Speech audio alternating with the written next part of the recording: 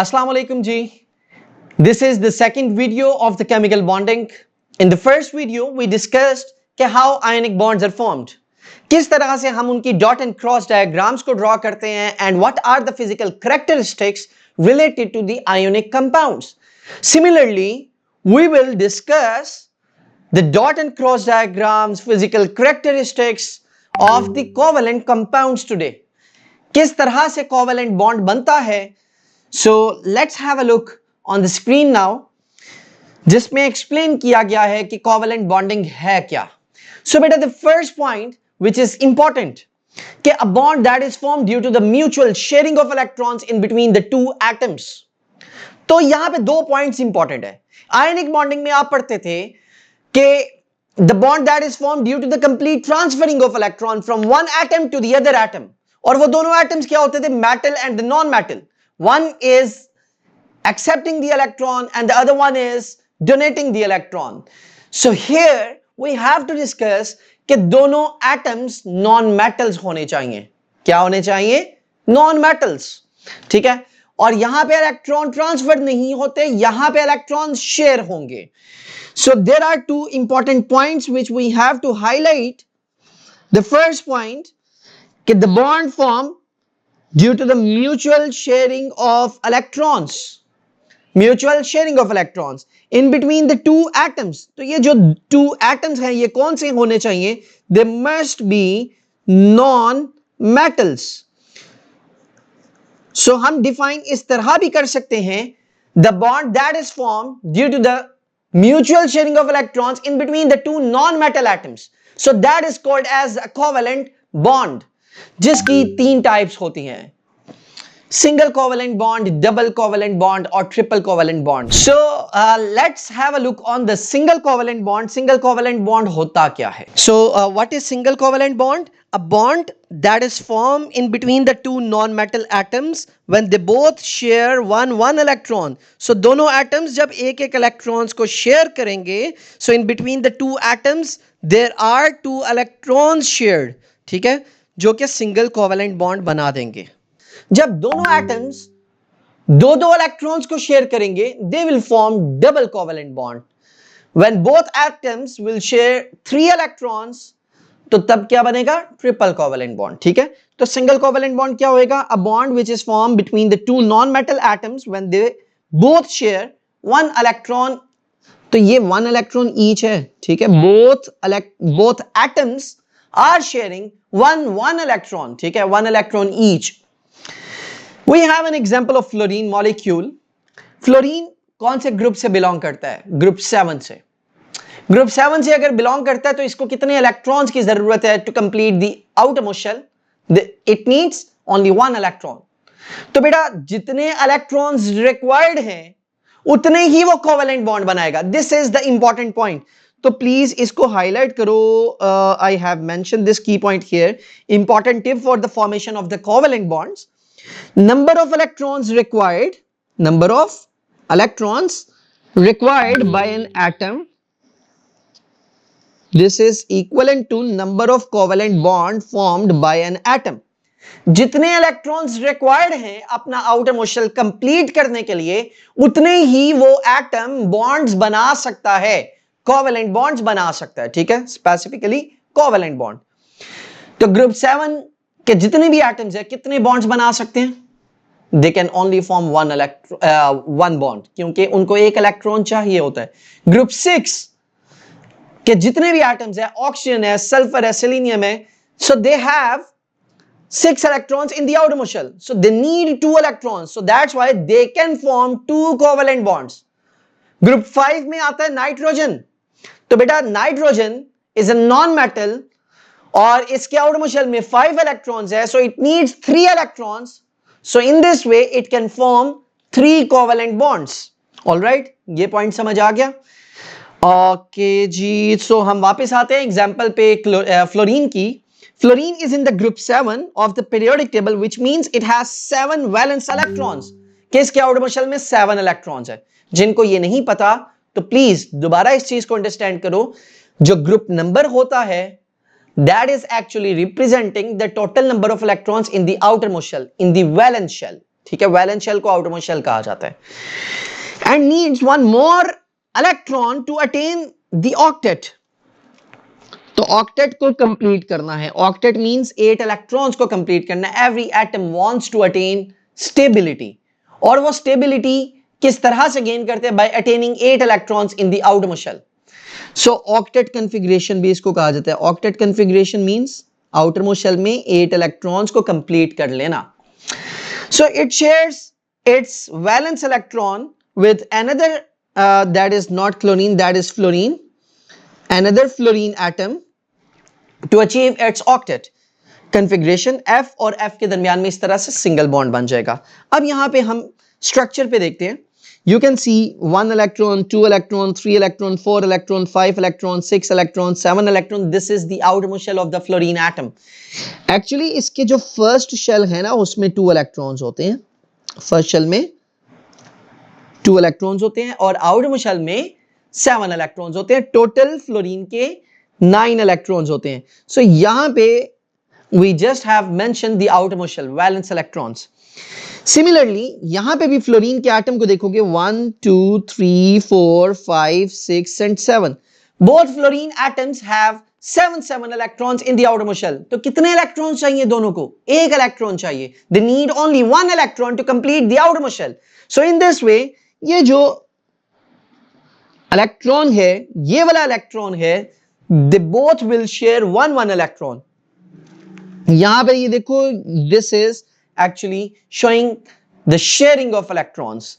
तो बेटा इसको हम एक और तरीके से भी मेंशन कर सकते हैं। Have a look here. Fluorine के 2 atoms and they are overlap together like this, ठीक है, and we just have to draw the outer electrons।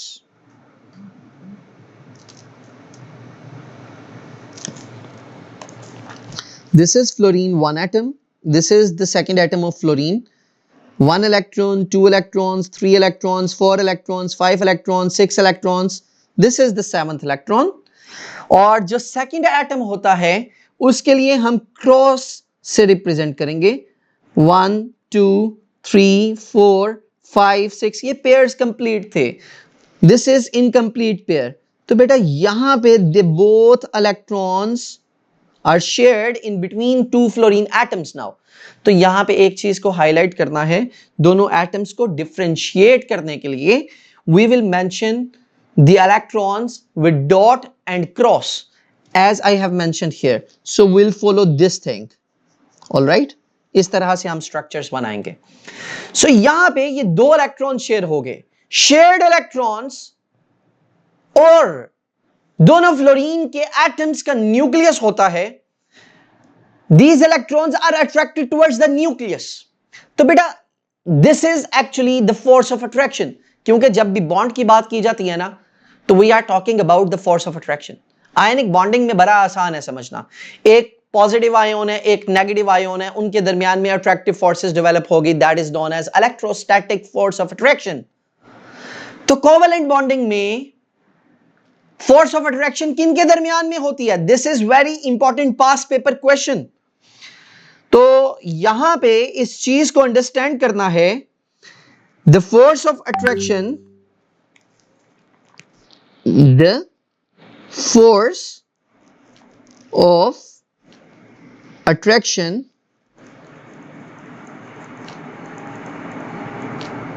is present in between the shared electrons and nucleus। Very important point। Sometimes students को यही नहीं पता चलता कि बेटा यहां पे बॉन्डिंग किन के दरमियान में हो रही है। तो वो कह देते हैं नॉन मेटल एटम्स। तो नॉन मेटल एटम्स में कौन सी ऐसी चीज है जो यहां पे अट्रैक्शन क्रिएट कर रही है? बेटा अट्रैक्शन के लिए ऑपोजिट चार्जेस का होना जरूरी है। So electrons are negatively charge particles, nucleus is positive.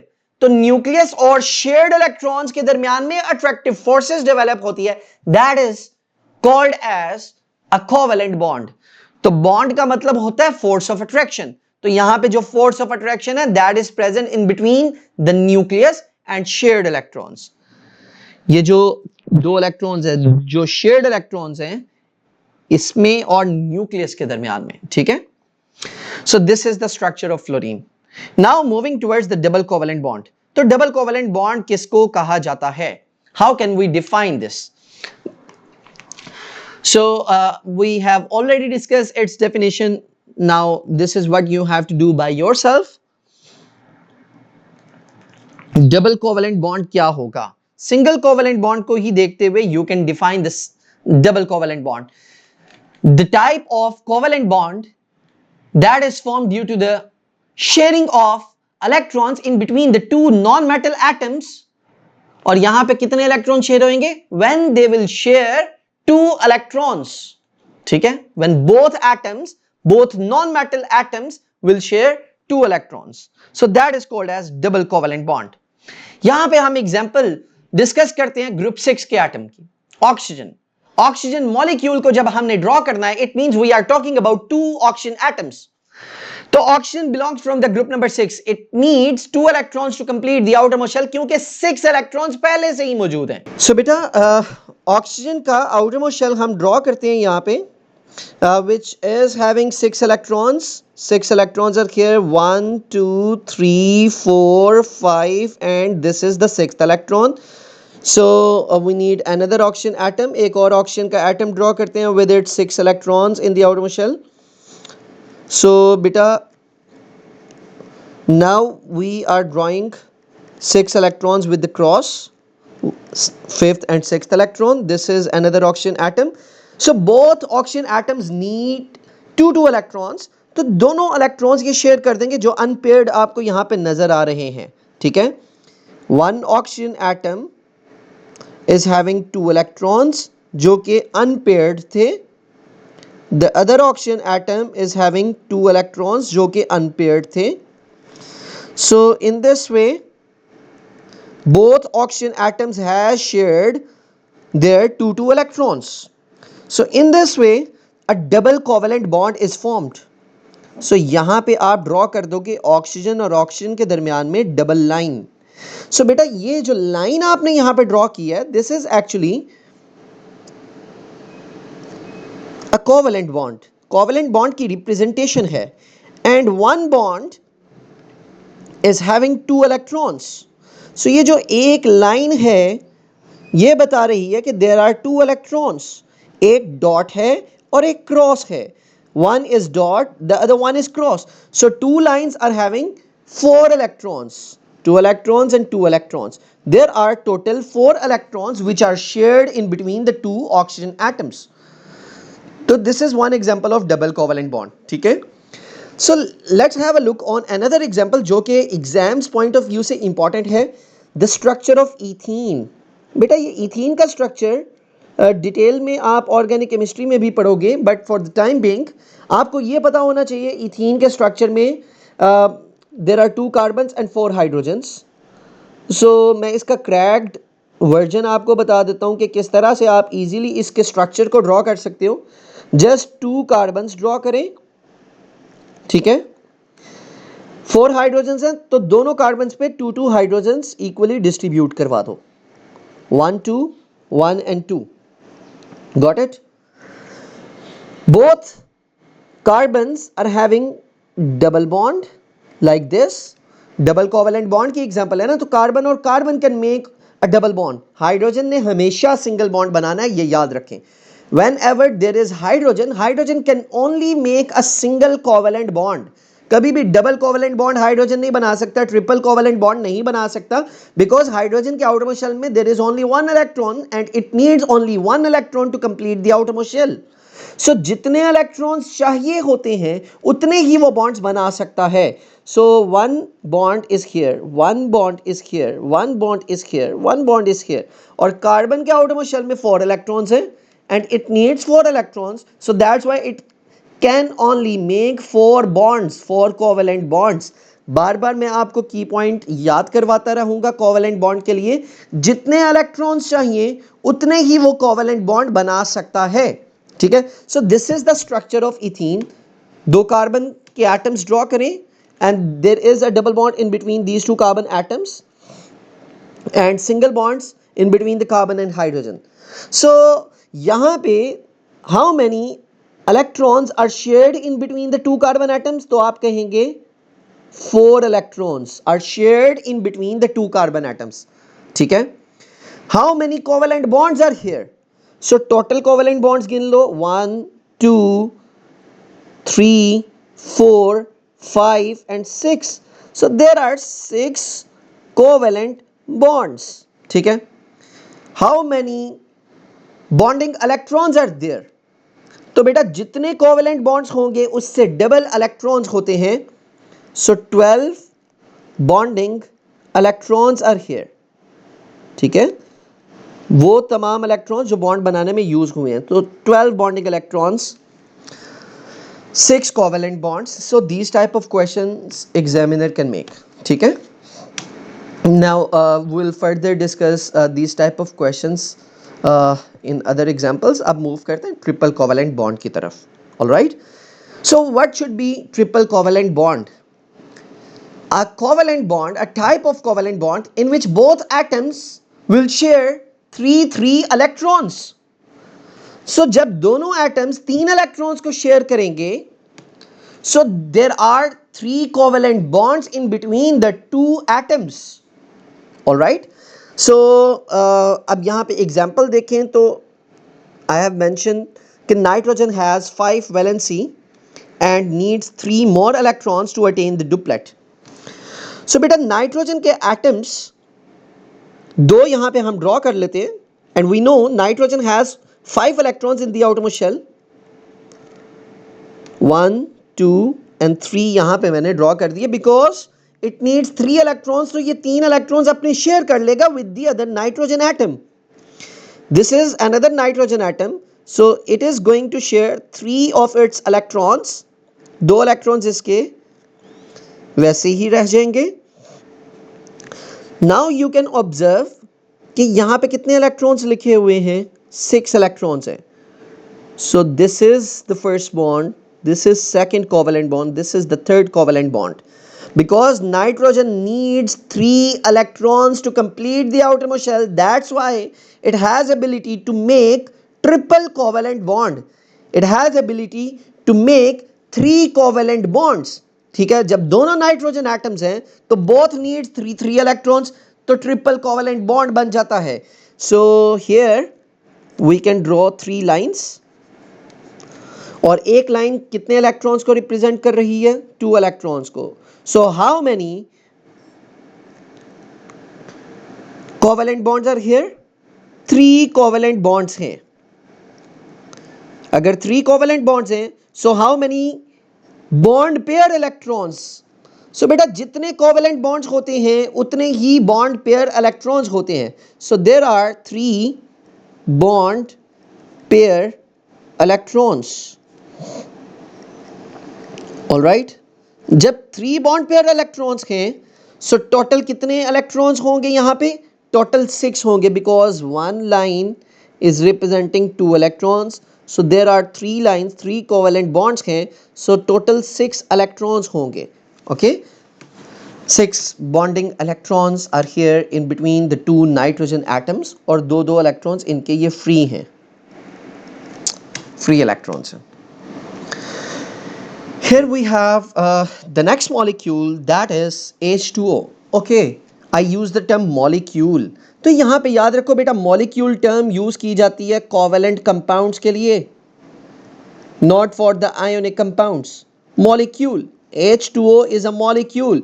You can also say H2O is a compound, but not for the NaCl.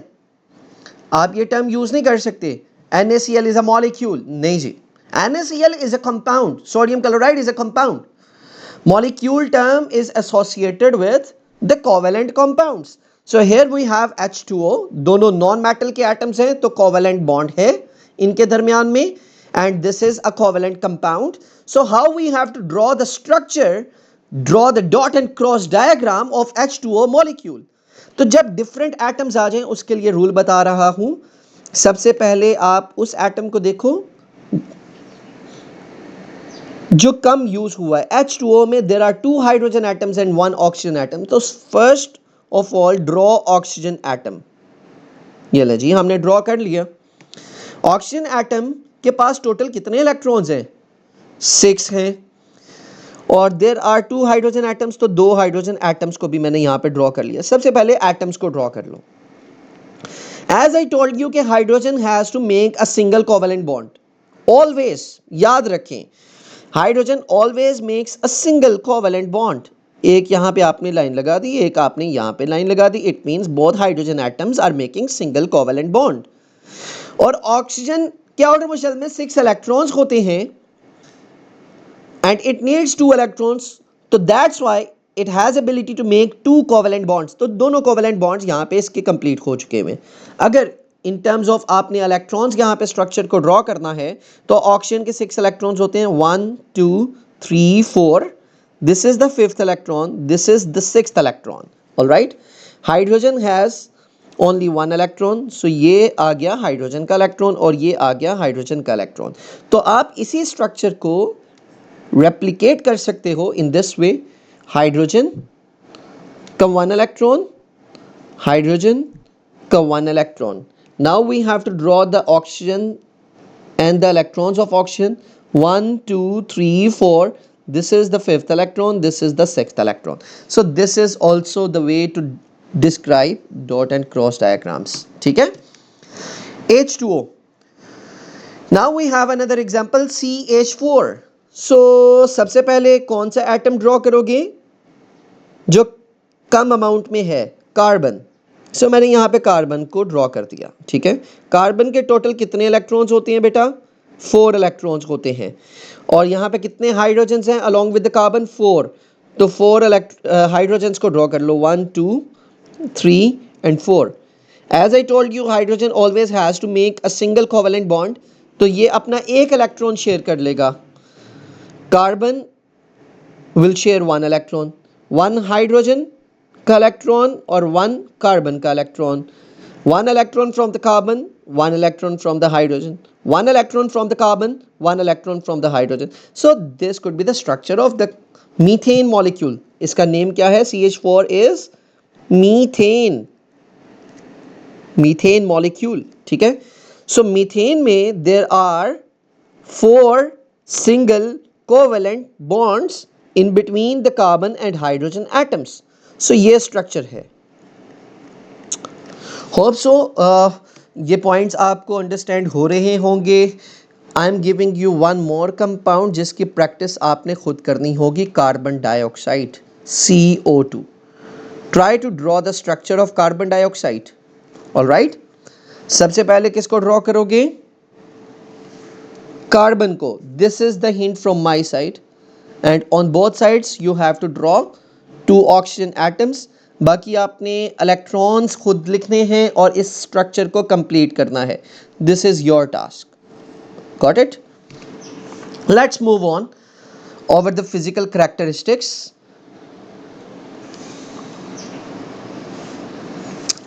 I think यहाँ पे इस डायग्राम में शायद कुछ कटिंग हो गई होगी साइड से। So here we have carbon dioxide, एक तरफ कार्बन है सेंटर में, on the both sides we have oxygen atoms. So now moving towards the physical characteristics. अब हम कंपाउंड्स की तरफ मूव करते हैं। Characteristics of covalent compounds. Dot and cross diagrams complete होगी तो फिजिकल कैरेक्टरिस्टिक्स। फिजिकल कैरेक्टरिस्टिक्स में मैंने आपको आयनिक कंपाउंड्स में एक रूल बताया था, MSC। M for melting point, S for solubility, C for conductivity. We are going to use the same thing again. बेटा कोवेलेंट कंपाउंड्स अभी हम जो डिस्कस कर रहे हैं, they are simple covalent compounds. They are simple covalent compounds. तो जितने भी सिंपल कोवेलेंट कंपाउंड्स हैं उनकी कैरेक्टरिस्टिक्स क्या होती हैं? They have low melting and boiling point. This is the first point.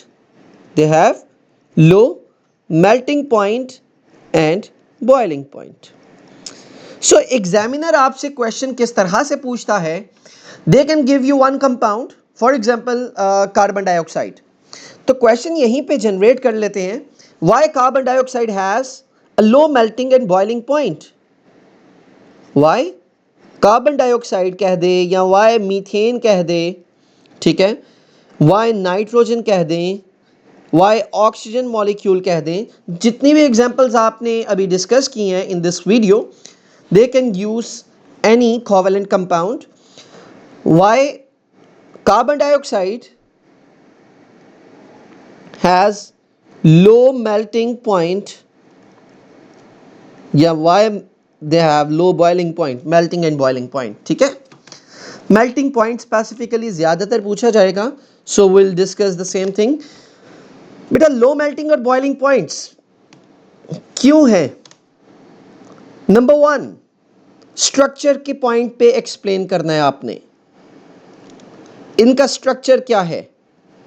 On the basis of structure, explain why this compound has low melting and boiling point.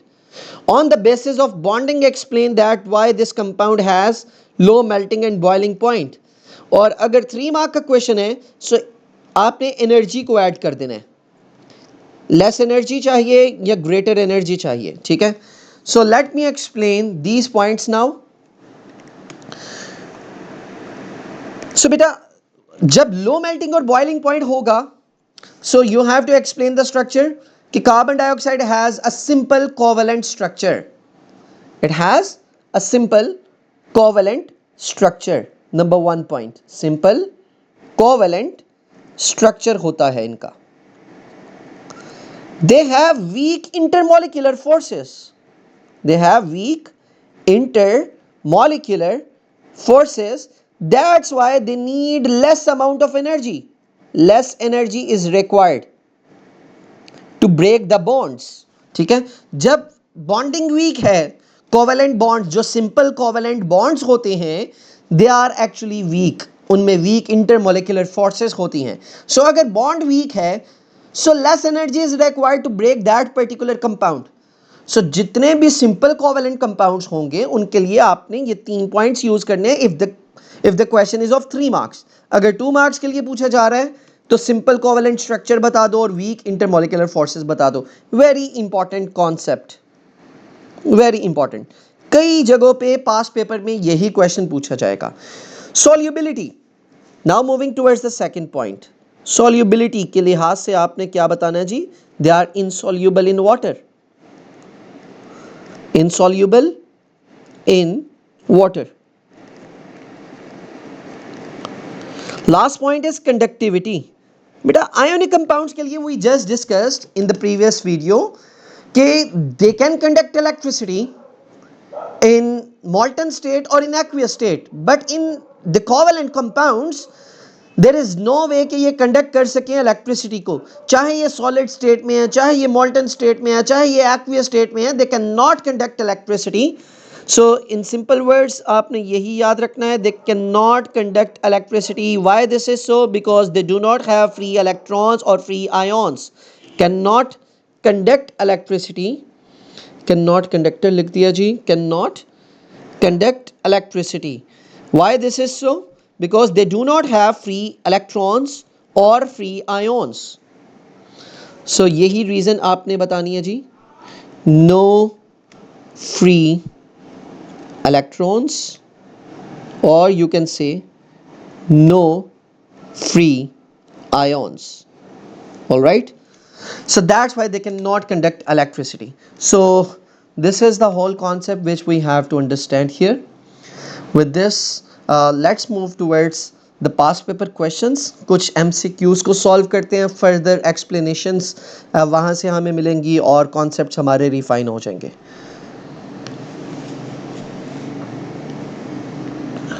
All right ji, so here we have few MCQs from the covalent bonding worksheet। The first question, in order to form a compound with oxygen, an atom of group 2 element must। So बेटा यहाँ पे understand करना है, एक atom है oxygen and the other atom belongs from the group 2, so it means this is a metal and oxygen is a non-metal, so it means they are going to form an ionic compound, not a covalent compound, और bonding कौन सी होगी? Ionic bonding होगी। और ionic bonding में किस तरह की formation होती है? इलेक्ट्रॉन्स कंप्लीटली ट्रांसफर होते हैं आयोनिक बॉन्डिंग में, ठीक है। Ionic bond is going to form here. So transfer two electrons, we can consider this word. Receives two electrons, sharing तो नहीं हो सकती. Bond with two atoms of oxygen. अब हम ऑप्शन ए को पढ़ते हैं जी. Transfers two electrons to an atom of oxygen. Group 2 metal can transfer two electrons to an atom of oxygen. Oxygen को 2 electrons ट्रांसफर किए जा रहे हैं, सो फर्स्ट ऑप्शन ही करेक्ट है. Receives 2 electron from an atom of oxygen. Atom of oxygen donate नहीं करता but accept करता है, so that's why B option is incorrect. C वैसे ही इनकरेक्ट है, शेयरिंग आ गया because sharing word associated with the covalent bonding. Bond with 2 atoms of oxygen. So bond कौन सा बॉन्ड है और 2 atoms of oxygen कहा जा रहा है? It is not clear. Group 2 जो मौजूद है CA है और O आएगा. 2 एटम्स ऑक्सीजन के हो ही नहीं सकते, there must be single atom, ठीक है. सो बाय द वे ये भी गलत ऑप्शन है. Alright, let's have a look on the question number 2 now. Which molecule contains 3 shared pair of electrons between 2 of its atoms? First thing, 3 shared pair of electrons between 2 of its atoms.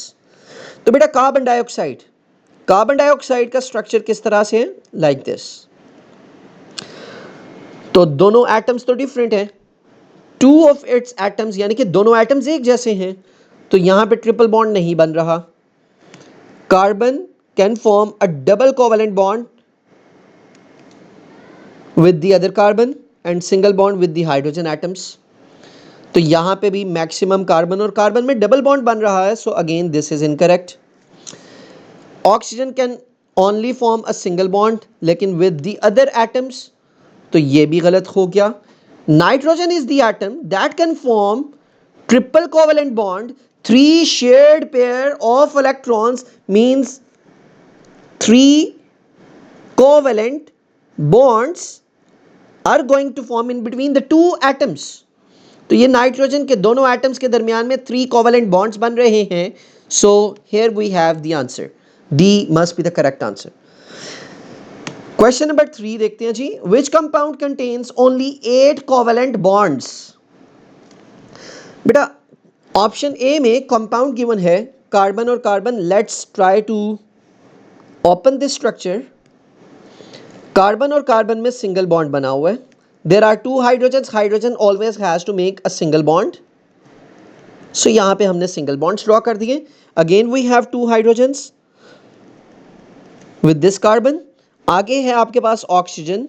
Oxygen can make 2 bonds, one with hydrogen one with carbon, one with hydrogen one with carbon. So this is the structure. अब यहां पे total हमें कितने bonds चाहिए? 8 covalent bonds चाहिए, यानी कि 1 2 3 4 5 6 7 8 and 9. There are 9 bonds, so it is incorrect. B option को यहीं से हम चेंज कर देते हैं. जहां पे CH3 है on the lower side we have CH3, तो यहां पे मैं CH3 के लिए 3 हाइड्रोजन्स इस कार्बन के साथ अटैच कर देता हूं. ऊपर CH2OH की है, so it has a same structure. So this is the 8th bond. So yes, in this compound we are observing कि यहां पे 8 कोवेलेंट बॉन्ड्स बन रहे हैं. बाय द वे ये जो क्वेश्चन है ये ऑर्गेनिक केमिस्ट्री को पढ़ के आपके लिए आसान हो जाएगा इन स्ट्रक्चर्स को अंडरस्टैंड करना. Organic chemistry. So B is the correct answer. So C और D वैसे incorrect होंगे. Let's move to the 4th question now. A molecule of sulfuric acid has a structural formula shown. How many electrons are involved in forming all the covalent bonds in one molecule?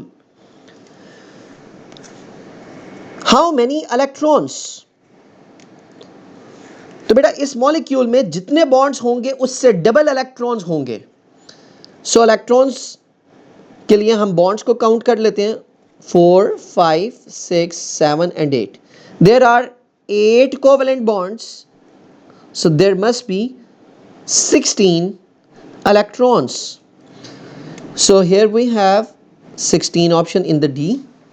So D must be the answer. Is again the past paper question, important past paper question. Which molecule has the largest number of electrons involved in the covalent bonds? यानी कि सबसे ज्यादा जिसके bonds होंगे obviously उसके उतने ही ज्यादा electrons भी होंगे. So let's draw the structures first. C2H4 carbon carbon double bond होता है और 4 hydrogens will be shared with the single bond. Carbon dioxide का स्ट्रक्चर बना लेते हैं. So here we have a structure of carbon dioxide CH3OH. Carbon hydrogen ने हमेशा single bond बनाना होता है तो इसलिए सबसे पहले सिंगल बॉन्ड्स हाइड्रोजन के साथ बना लिया करें. ठीक है. Oxygen has to make 2 bonds, one with the carbon, one with the hydrogen.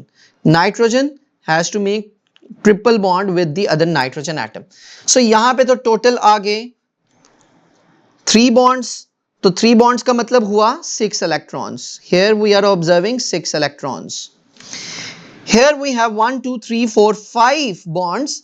So there are total 10 electrons. Here are 4 bonds. So there must be 8 electrons. Here are 1, 2, 3, 4, 5, 6 bonds हैं, 6 covalent bonds हैं. So there must be 12 electrons. So which compound is having largest number of electrons? So we'll select the option A here. All right, because it has total 6 bonds and 12 electrons. Which molecule has only 4 electrons involved in the covalent bonds?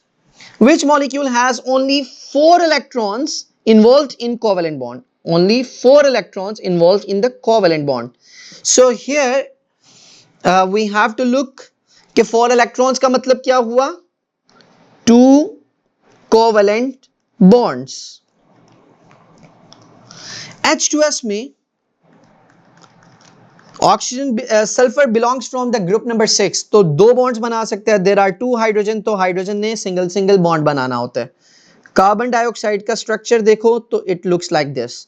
Chlorine will form a single bond with the other chlorine atom. Nitrogen will form a triple covalent bond with the other nitrogen atom. So बेटा कहां पे 4 electrons हैं? In the option A. ठीक है, covalent bonds बन रहे हैं. Question number 7 है जी, which compound has molecules each of which contains only 2 covalent bonds. Only 2 covalent bonds. तो बेटा जी स्ट्रक्चर Na2O है आपके पास.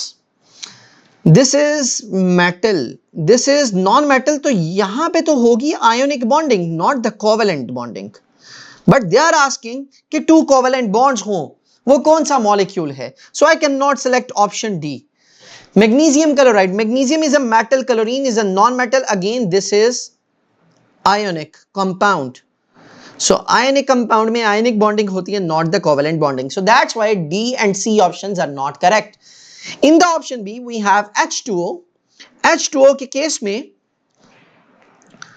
oxygen is forming one bond with the hydrogen, the other bond with the hydrogen. So there are 2 covalent bonds.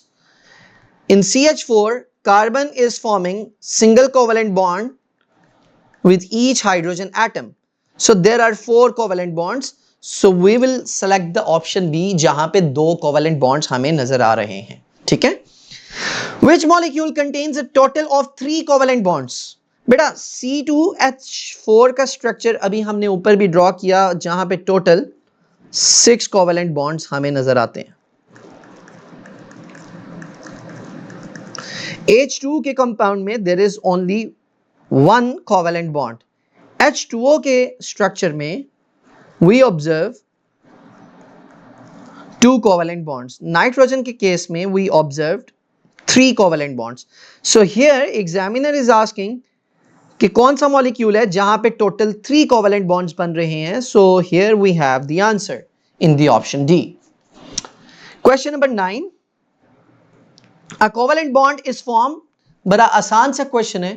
So this is what you have to attempt by yourself. Covalent bond is formed. Question number 10 की तरफ मैं move करता हूं जी. How many of the molecules shown contain only one covalent bond. Question को समझना है, कितने मॉलिक्यूल्स यहां पे टोटल. There are 5 molecules mentioned in this particular question. कितने मॉलिक्यूल्स सिर्फ एक कोवेलेंट बॉन्ड बना रहे हैं. So we have to select the number of the molecules. Chlorine is forming a single covalent bond. Hydrogen is forming a single covalent bond. HCl, hydrogen or chlorine, both are forming single covalent bond. Nitrogen is forming triple covalent bond. Oxygen is forming double covalent bond. So in this way you can observe एक compound हो गया, दो हो गए, तीन हो गए. So there are 3 molecules which are forming single covalent bonds.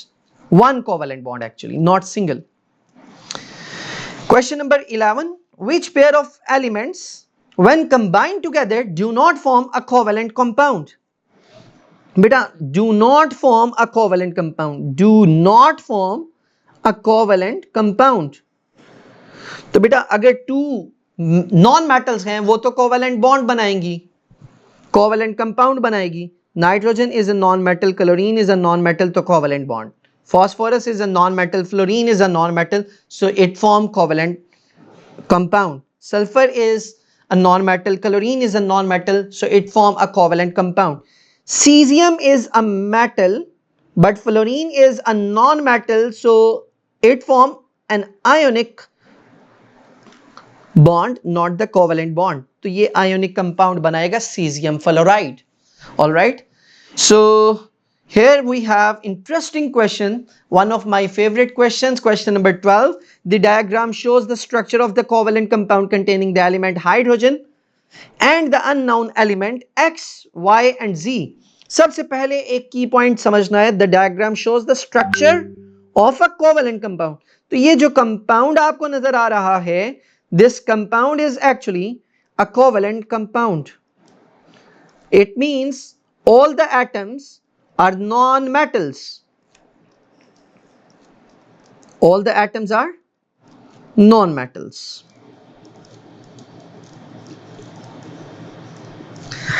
So X के कितने bonds यहां पे नजर आ रहे हैं? 4. It means it belongs from the group number 4.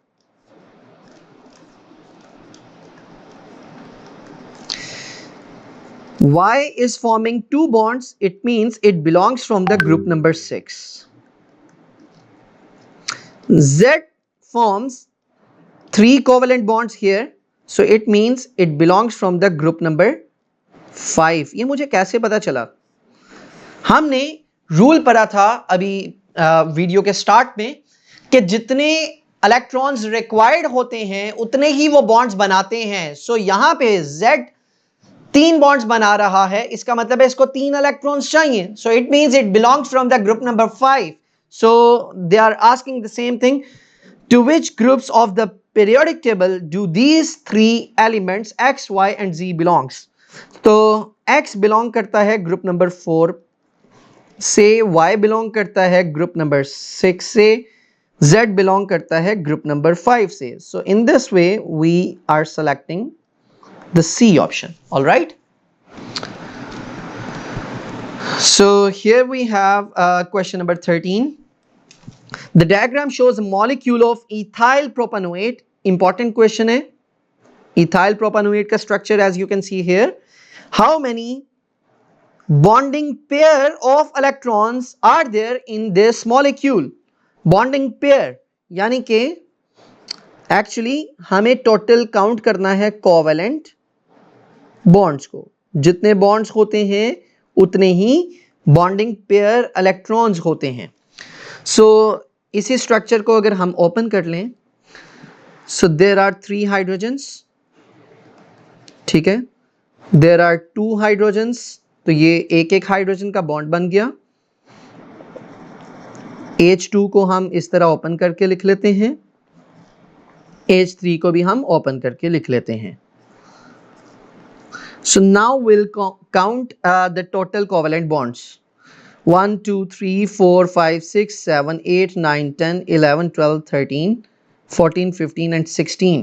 तो 16 बॉन्डिंग पेयर ऑफ इलेक्ट्रॉन्स होंगे यहाँ पे 1 2 3 4 5 6 7 8 9 10 11 12 13 14 15 16 and 17.